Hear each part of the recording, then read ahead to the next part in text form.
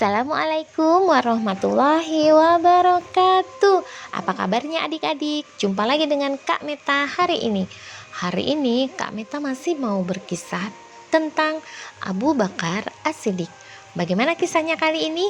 Yuk kita sama-sama mulai dengan membaca basmalah. Bismillahirrahmanirrahim. Ketakwaannya.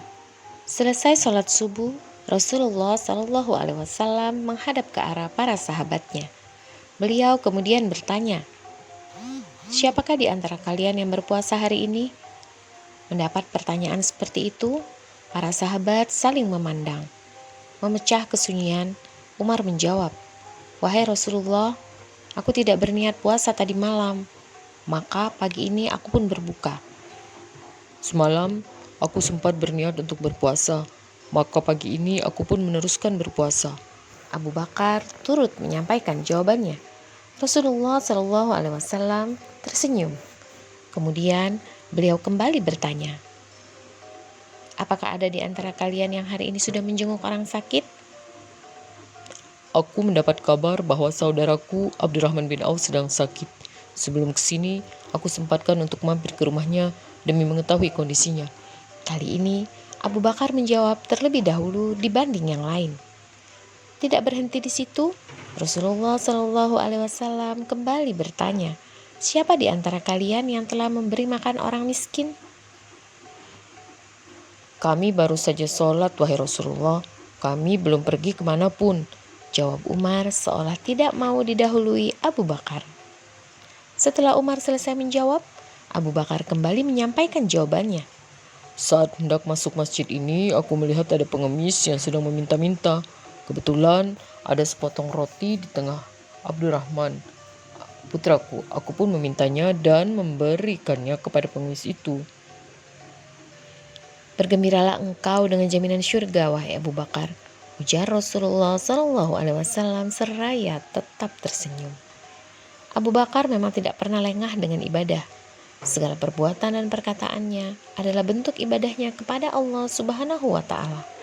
Ia selalu merasa takut kepadanya. "Aku berharap menjadi selai rambut di sisi seorang hamba yang beriman," ujar Abu Bakar menggambarkan rasa takutnya kepada Allah Subhanahu wa Ta'ala. Bahkan jika ada orang yang memujinya, Abu Bakar justru merasa khawatir. "Ya Allah, Engkau lebih tahu dariku dan aku lebih tahu daripada mereka. Ya Allah, jadikan aku lebih baik dari apa yang mereka sangkakan. Ampuni apa yang mereka ketahui dan jangan hukum aku atas apa yang mereka ucapkan." Doa Abu Bakar setiap mendengar pujian atas dirinya. Umar bin Al-Khattab pernah menceritakan tentang kedermawanan Abu Bakar. Kala itu Rasulullah Shallallahu Alaihi Wasallam memerintahkan mereka untuk bersedekah. Saat itu Umar sedang memiliki sejumlah harta. "Kali ini aku harus mengalahkan Abu Bakar," ujar Umar kepada dirinya sendiri. Kemudian Umar datang membawa separuh dari hartanya kepada Rasulullah Shallallahu Alaihi Wasallam. "Apa yang engkau sisakan untuk keluargamu, wahai Umar?" tanya Rasulullah Shallallahu Alaihi Wasallam saat itu. "Sebanyak ini juga, wahai Rasulullah," jawab Umar. Tidak berapa lama, Abu Bakar datang membawa seluruh hartanya. Umar terpana memandangnya. "Apa yang engkau sisakan untuk keluargamu, wahai Abu Bakar?" Rasulullah Shallallahu Alaihi Wasallam bertanya. "Aku menyisakan Allah dan Rasul-Nya untuk mereka, wahai Rasulullah," jawab Abu Bakar. Sejak itulah Umar mengakui dalam hatinya akan sangat sulit baginya mengalahkan kedermawanan Abu Bakar. Abu Bakar memang sangat luar biasa dalam bersedekah. Ia bahkan merasakan kebahagiaan luar biasa saat bersedekah. Nah, jika sedekah membuat Abu Bakar bahagia, apakah ada yang membuat Abu Bakar bersedih? Rasulullah wafat. Suasana Isya itu sangat berbeda. Para sahabat telah berkumpul di masjid. Mereka saling berbisik satu sama lain. Rasulullah Shallallahu Alaihi Wasallam yang mereka nantikan untuk mengimami sholat belum tampak. Bilal lantas menjemput Rasulullah Shallallahu Alaihi Wasallam penuh rasa cemas. Bilal mendengar Rasulullah Shallallahu Alaihi Wasallam berkata, mintalah Abu Bakar untuk menjadi imam sholat. Sementara itu, di masjid Abu Bakar belum terlihat. Oleh karena itu, para jamaah kemudian mengutus seseorang untuk menjemput Abu Bakar. Setiba di masjid, atas perintah Rasulullah SAW, Abu Bakar maju mengimami sholat. Beberapa isyarat tentang kepemimpinan Abu Bakar telah ditunjukkan Rasulullah SAW. Hal itu semakin tampak pada saat-saat terakhir kehidupannya. Sebagai contoh, satu ketika seorang wanita datang menjumpai Rasulullah SAW. Saat itu Rasulullah SAW tengah terbaring dalam sakitnya.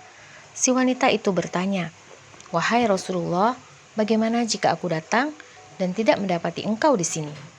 "Jika engkau tidak mendapati saya, temuilah Abu Bakar," jawab Rasulullah SAW.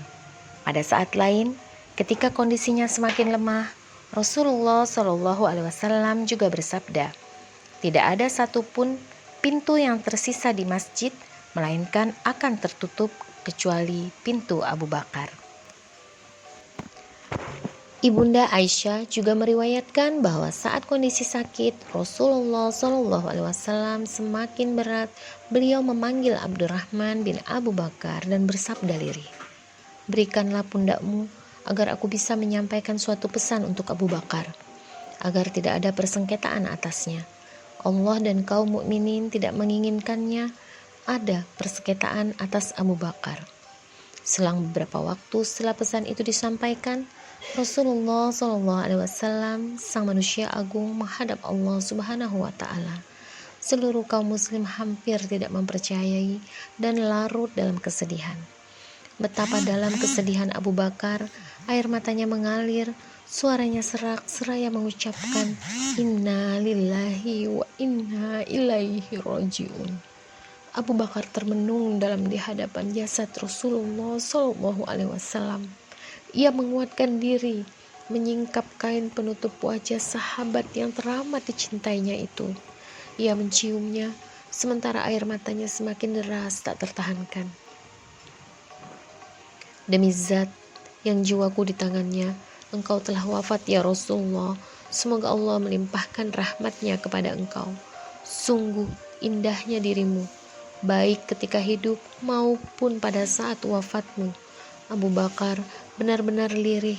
Ia kemudian menutupkan kembali kain penutup wajah Rasulullah SAW. Selepas Rasulullah SAW wafat, dimulailah kepemimpinan Abu Bakar atas umat Islam. Ia tampil sebagai sosok yang tegas dan pembela tauhid. Ia tidak segan membukakan jalan bagi kaum muslim serta menunjukkan mereka ke jalan yang benar. Hari paling indah dan paling muram. Anas bin Malik mengisahkan, tiada hari yang paling indah dan cerah selain hari kedatangan Rasulullah ke Madinah. Dan tiada hari yang lebih mendung serta muram daripada hari ketika Rasulullah wafat di Madinah. Riwayat Ahmad dan Ad-Darimi. Demikianlah adik-adik kisah kita pada kali ini. Insya Allah kakak akan melanjutkan lagi dengan kisah lain. Selanjutnya Kak Meta akan berkisah masih tentang sahabat Rasulullah SAW Abu Bakar As-Siddiq dengan judul Khalifah Terpimpin. Baik, kalian tunggu ya. Assalamualaikum warahmatullahi wabarakatuh.